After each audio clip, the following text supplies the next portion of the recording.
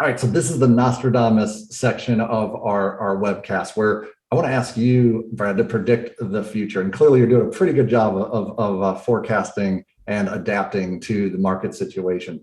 And you're in California, so this will be an interesting part of the convo for you West Coasters. So the EV initiative appears to be in full swing.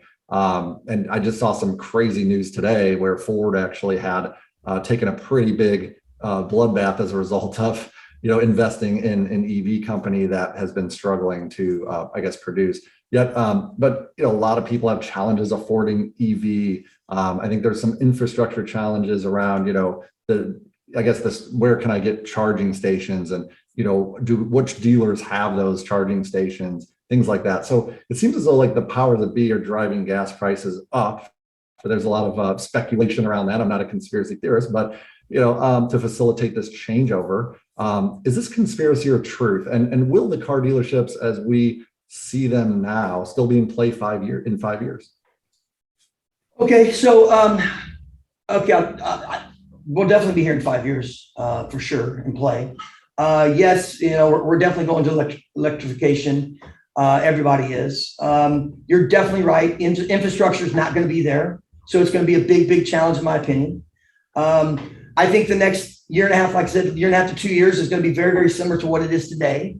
But I also think, 2 years from now and 3 years from now, we're not going to have all of those trade-ins because the manufacturers didn't build them. So we're going to have that fewer of vehicles for trade-ins. So I think inventories for used will stay tight, which will gravitate those customers.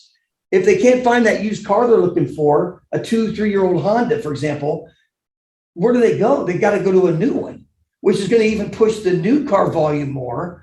So it's going to be fun and interesting to see where we go here. But Honda's, one of the last ones to jump on the all electric bandwagon. But they're definitely doing it. They're just slower to the party. But it's definitely I can see that we'll be all electric vehicles in the next, what do you think, 7-8 years? I believe so. Definitely within the decade for sure. Yeah. I agree. Well, we have 3 classes of drivers, buyers, leasers, and subscribers. We will for sure. I believe so. Wow, that'll be interesting. The subscription model. It is. What can dealers and managers in both service and sales do now to prepare for impending change that may come our way and continue to succeed?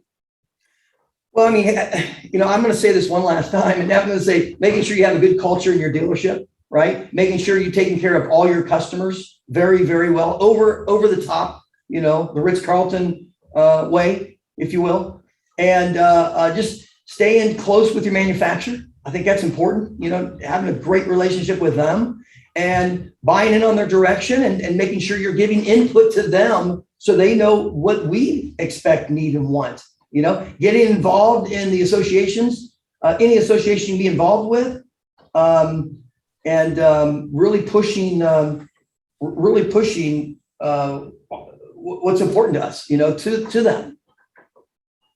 Very cool, guys. So culture, communication with your OEM, and getting behind their cause and backing them. I think that's great. I think you're stronger together. Brad, words of wisdom. Brad Mugg, managing partner at Honda of downtown Los Angeles. It's been a pleasure. I wish you continued success moving forward, and I really respect your leadership.